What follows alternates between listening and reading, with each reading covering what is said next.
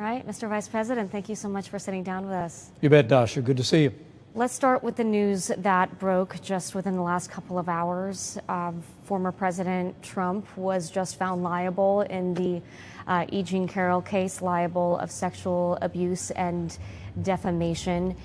Does that result change your view about whether or not he is fit to serve as president?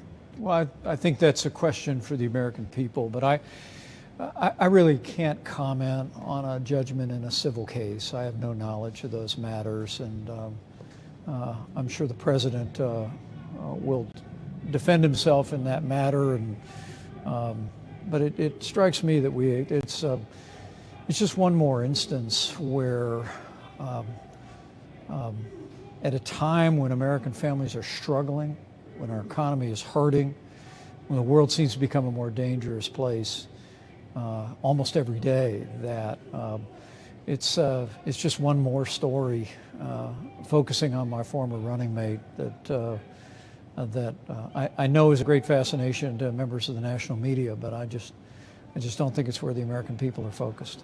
And of course, as you mentioned, you don't know the details of the case, but he was found liable by a jury of the people of sexual abuse. I mean, for you personally, do you feel comfortable with someone who was found liable in this case serving as president? Well, I would tell you, in my 4.5 years serving alongside the president, I never heard or witnessed behavior of that nature.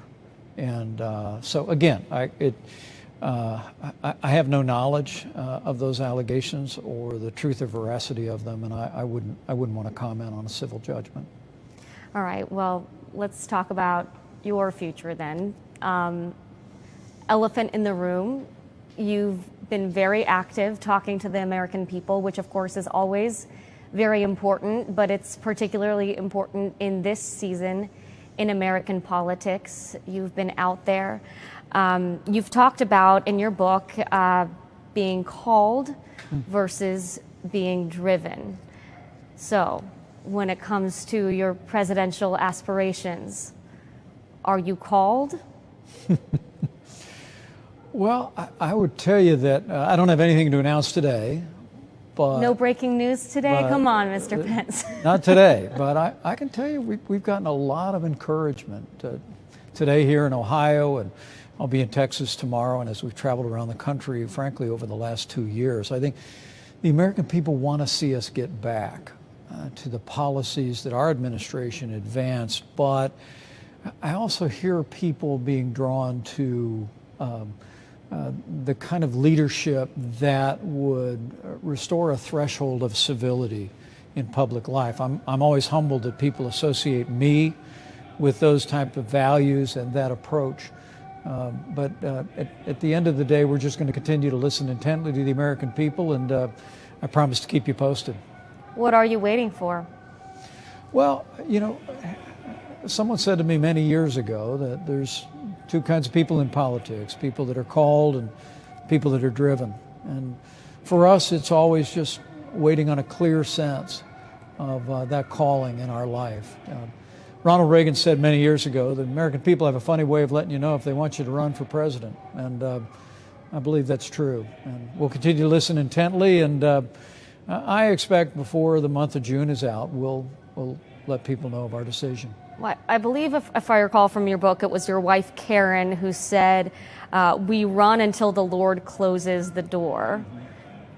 Is the door closing? I mean, it's mid-May. When does that door close, and when might an announcement be coming? Well, I would think if we choose to seek the Republican nomination for president, along with other worthy candidates who've already announced and may announce, I still believe, Dasha, that it's very early in the process. In so many ways, I think the American people are so taken aback by the failed policies of the Biden administration at home and abroad that there's a natural tendency to be drawn to the familiar. But I think once those debates start coming this August and continue through the fall, I think you'll see Republican primary voters sort this out and I think it's real early yet, and I have every confidence Republican primary voters will choose the right standard bearer to meet the challenging times in which we live. I know that every journalist you've talked to has probably played every possible kind of gymnastics in asking you about your grand jury testimony and trying to get some information about that. I know you're limited in what you can say about what happened in that room. So let me ask you this. You describe in your book about what you did on January 6th. You talk about the conviction that you did the right thing, that you fulfilled your duty on that day when you certified election results despite President Trump's objections. You also talk about the following day when Democratic leaders pressed you to invoke the 25th Amendment, and you did not. So how would you describe your experience testifying before the federal grand jury? Would you describe that as fulfilling a civic duty, or would you describe that as a forcing of your hand? Or how would you describe that experience? Well, for me, I'm someone that believes in the rule of law. And when the subpoena first arrived, it was unprecedented, and I believe in part unconstitutional. We thought it was important to challenge that subpoena. We went into court. We made the case that when I'm serving as president of the Senate, the Constitution actually affords me a certain amount of immunity under the speech and debate clause. I was pleased that the court ruled in our favor in that regard and limited the scope of that testimony appropriately. But at the end of the day, we obeyed the law. We sat, we answered questions, but the American people can be confident that the story I've told people like you in the media, the story that I wrote in the pages of my memoirs, the same story I told before the grand jury. Are there any other details that you can provide? Well, just simply that I will always believe that by God's grace I did my duty that day under the Constitution of the United States. Now, that's not to say that there weren't irregularities in the election. There were. There were states that changed the rules governing the elections, all in the name of COVID. Ultimately, the courts upheld those, and the allegations about widespread fraud would never be supported by the facts. And so it was clear to me that when that day came, that my duty as the presiding officer under the Constitution was simply to preside over a joint session of Congress where we opened and counted the votes that have been certified by the states. And I know we did our duty. From where you sat, do you believe that Donald Trump incited that riot? You know, I will tell you that I think the president's words that day were reckless. They endangered me and my family and everyone serving at the Capitol. But on the legal question about legal culpability, I'm less certain. I'm not convinced that it's criminal to take bad advice from lawyers. And the truth is, there were some attorneys allowed to come into the Oval Office and advise the president in the days leading up to January 6th that were just telling him things that were not so. By my account, he believed those things and appears to still believe them. But you know, at the end of the day, I trust the judgment of the American people on what we did that day, what the president did, and what all of those involved did. Your brother objected to certifying the election results in Pennsylvania. He knew the danger that you were in that day. He saw all of it firsthand. What does that say, do you think, about the power that Trump has over the Republican Party? Well, my brother was actually with me most of the day on January 6th, and I fully respect his right to cast the votes as he sees fit. It's important to remember that Democrats objected to electoral votes in the last 3 elections where a Republican president prevailed. So the point that I tried to make was the process of bringing objections, of debating concerns and ultimately voting is something that the law allowed. And I think one of the tragic consequences of the riot that took place that day was that it ultimately disrupted a full hearing and a full debate over the concerns of really millions of Americans and many members of Congress about what had taken place in the course of the election. But I am pleased that many states have gone forward and enacted legislation to strengthen voter confidence in the integrity of our elections, and I'll continue to support those efforts. Some of the rioters that stormed the Capitol that day were caught on camera chanting that you should be hanged. The former president has never publicly said that that was wrong. In fact, he was recently seen embracing one of the rioters that has called for you to be executed. Does that bother you? Well, I wasn't aware until after the events of that day of the chants that had taken place, referring to me. But I would tell you, I've made it clear on that day and every day since that those that were involved in violence and vandalism at the Capitol that day need to be held to the strictest account of the law, and I'll never have any other view, regardless of anyone else's opinion. All right, said we were going to talk about money, dollars, big dollars, yeah, that are very, very important to the country. Debt ceiling negotiations are going on, I think, as we speak.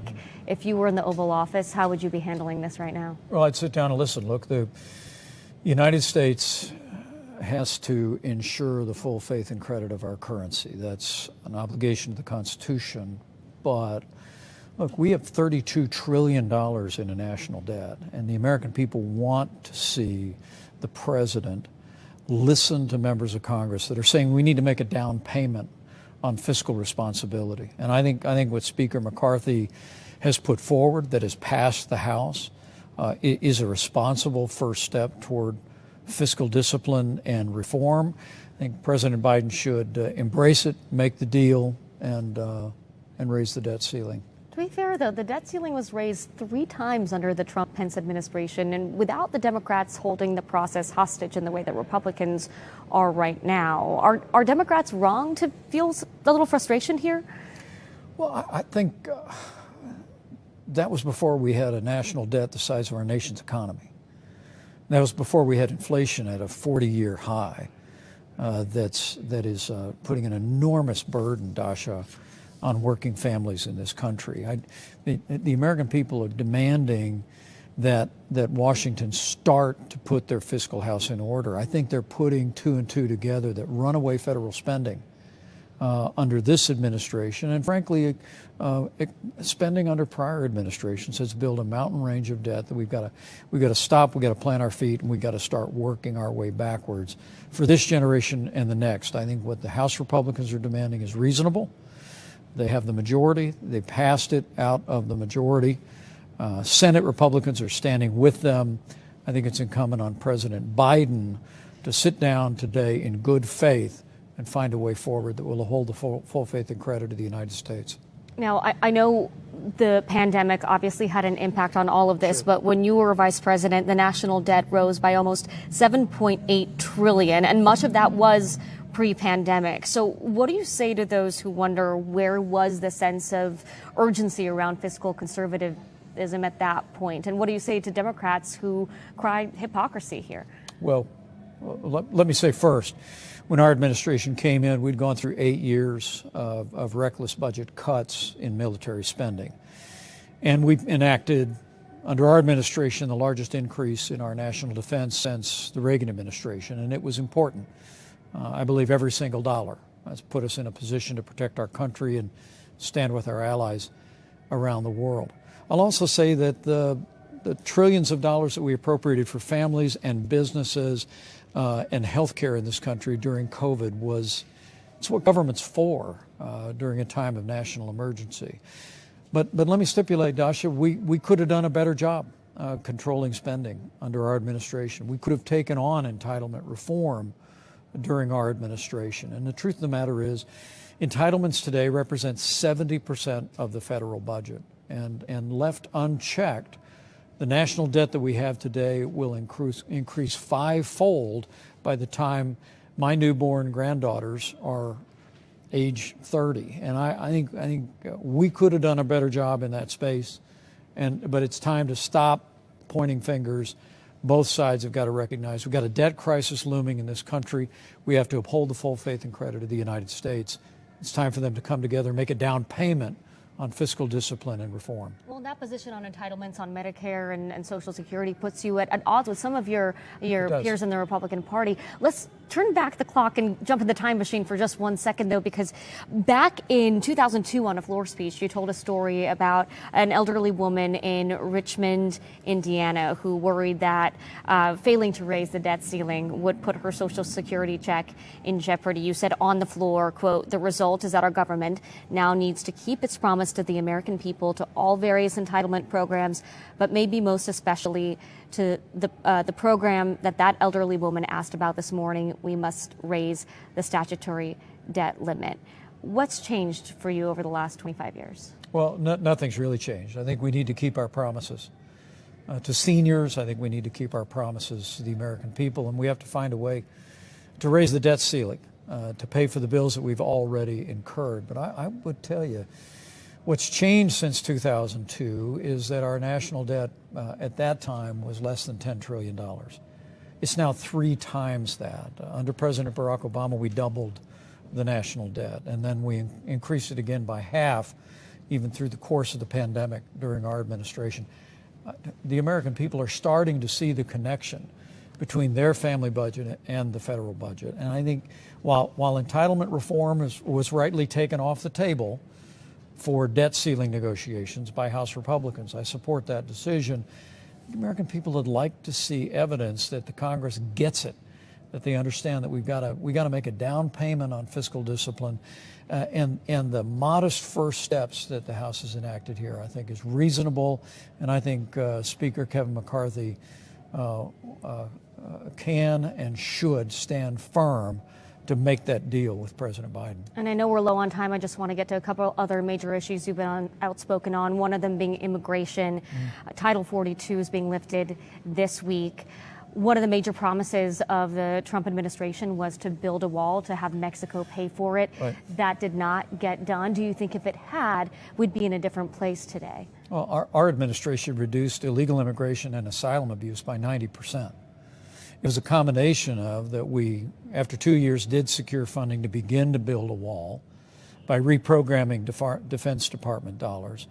We negotiated, I did on behalf of the President, a Remain in Mexico agreement that greatly reduced asylum abuse and ended catch and release.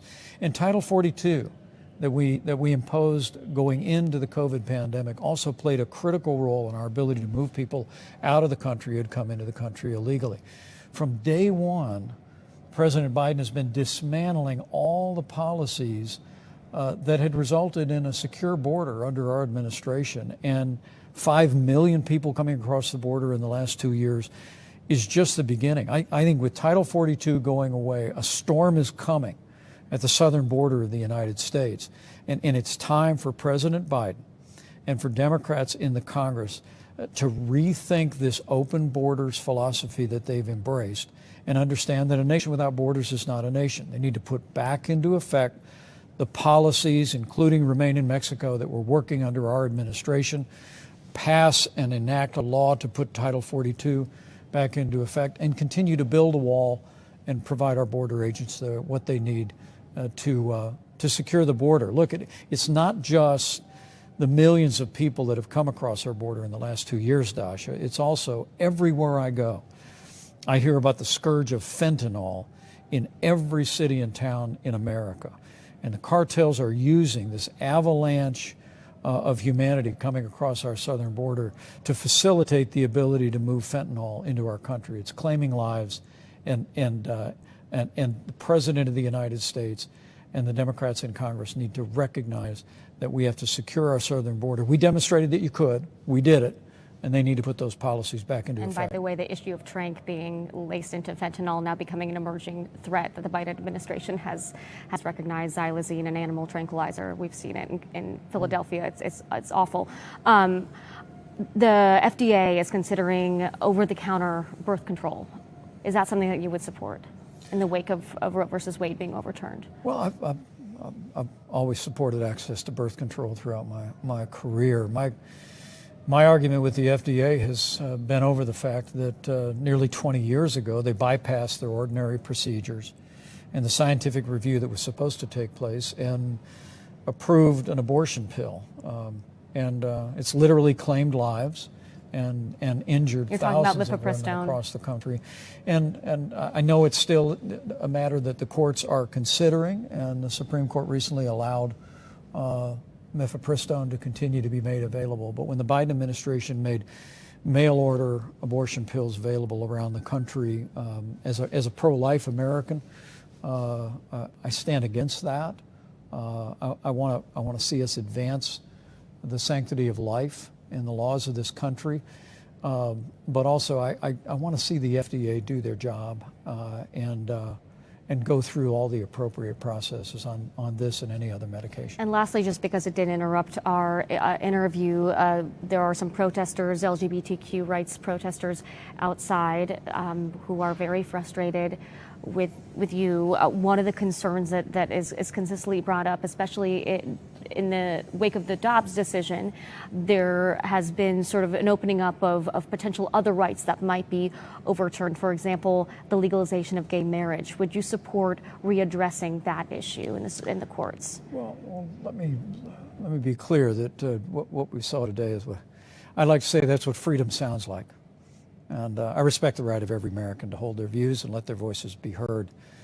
But look, I believe marriage is between one man and one woman. I'll always hold that view. But one of the things that was quite clear in the Supreme Court's decision overturning Roe versus Wade is that the majority made it clear that their reasoning in this case applied to that case. And whatever those of us who believe in traditional marriage might hold, the Supreme Court has made it clear that their reasoning for overturning Roe versus Wade would only apply essentially to that decision.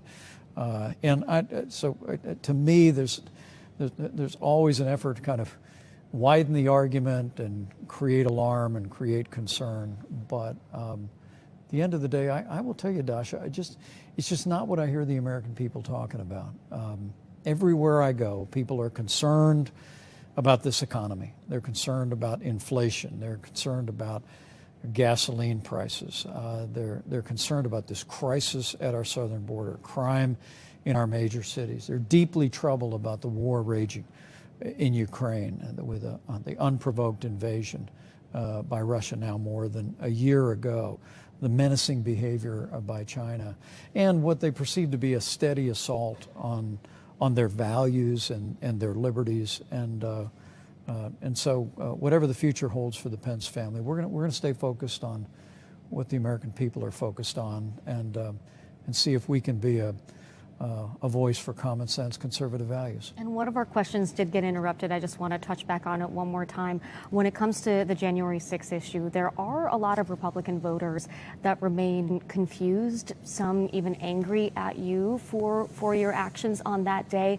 If you do decide to run for president, how are you going to handle that on the campaign trail? How will you address that with Republican voters? Well, the same way I've addressed it over the last 2 years, and that is to share with people that I took an oath to support and defend the Constitution. And on that day, January 6th, I believe that my duty under the Constitution was clear. That while I shared the concern of millions of Americans about irregularities, I fully supported the legal challenges that took place. Once the courts and the states had certified those elections at the state level, once there was no evidence of widespread fraud that would have changed the outcome of the election, my duty was clear, and that was to preside over a session of Congress where we opened and counted the electoral votes of the states in this country. I believe by God's grace we did our duty under the Constitution that day. And I must tell you, Dasha, while I respect the right of any American and any Republican to hold their view on my conduct that day, I've been deeply moved over the last 2 years of how many Americans of every political background have made a point to come alongside, stop me at an airport, say something at a grocery store, and just express their appreciation for what we did that day to ensure the peaceful transfer of power. Sounds like you might hear that calling. I'll keep you posted. Thank you so much, sir. I really appreciate the time. You bet.